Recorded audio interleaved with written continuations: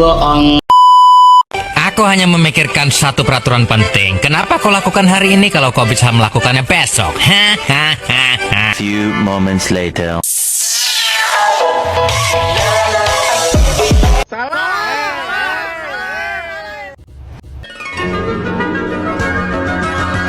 Saatnya berpetualangan, datang ke Taman Pelangi.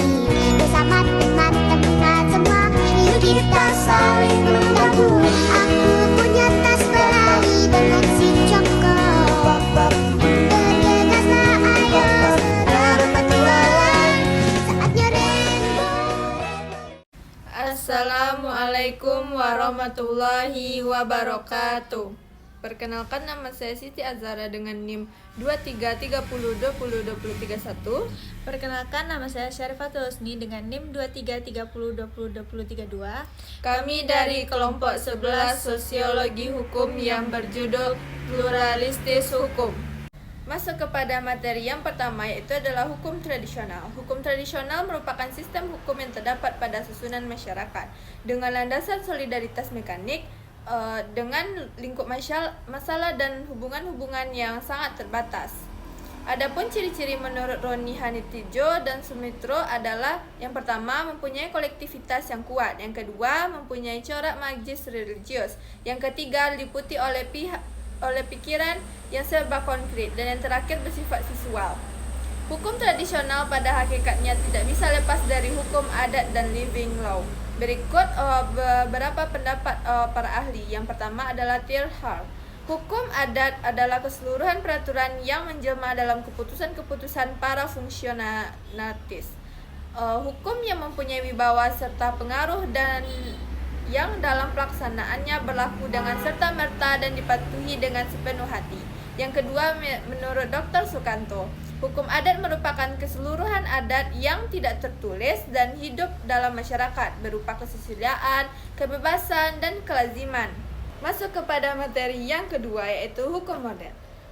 Hukum modern adalah hukum ciptaan pemerintah atau negara yang ditunjukkan bagi segenap warga negara dan lembaga atau alat-alat perlengkapan negara. Ciri-cirinya adalah bentuknya tertulis, berlaku untuk seluruh wilayah negara, dan ditetapkan secara sadar untuk mewujudkan keputusan-keputusan politik. Adapun ciri-ciri hukum modern, yaitu pertama, seragam dan konsisten. Terdiri dari peraturan-peraturan yang seragam dan konsisten dalam pencapaiannya.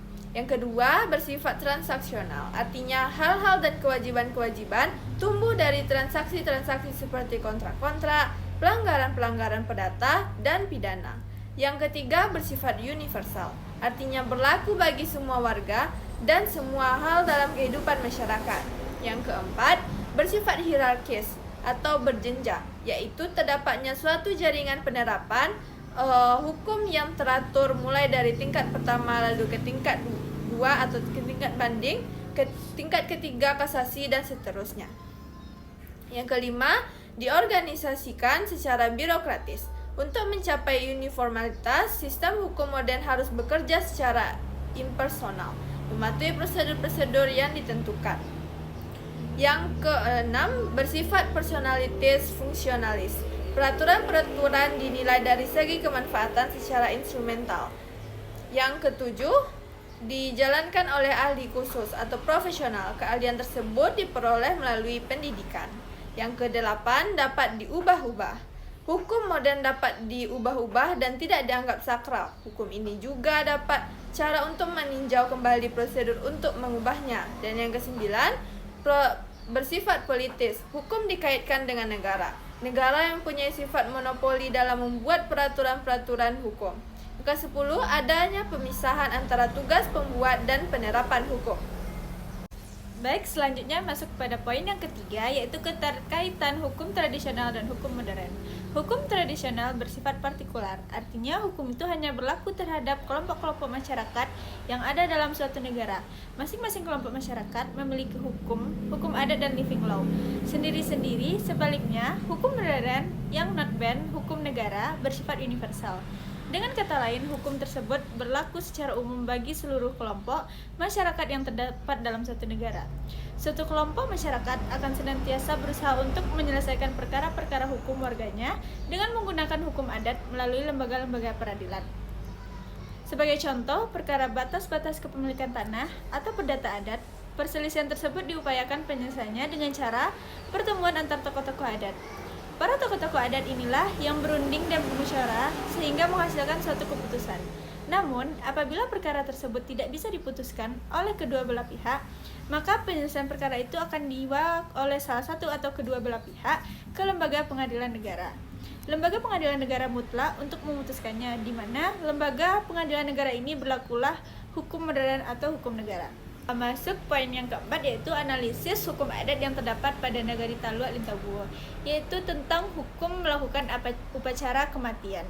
Seperti hukum melakukan upacara kematian manigo hari, manuju hari, 30 hari, 40 hari, 50 hari, 60 hari, 70 hari, 90 hari, menyerati hari. Dalam pandangan fikih dapat diambil kesimpulan bahwa yang pertama, adapun tentang upacara kematian, maka apabila upacara dilaksanakan dengan berdoa bersama, dalam artian imam memimpin dan yang lainnya mengamini, maka tidak ada larangan. Yang kedua, apabila upacara tersebut dilaksanakan dengan mengadakan jamuan makanan, di mana keluarga si mayit memasak makanan, bahkan sampai menyembelih sapi atau kambing, para imam yang empat dan para ulama sepakat bahwa perbuatan tersebut hukumnya makruh. Tidak ada riwayat tentang hal tersebut dan masuk ke dalam perbuatan jahiliyah yang tidak baik. Dan yang ketiga, yaitu menjamu tamu dengan niat hanya untuk memuliakan mereka. Mungkin sekian penyampaian materi dari kelompok 11. Kami dari kelompok 11, jika ada salah kami mohon maaf. Wassalamualaikum warahmatullahi wabarakatuh.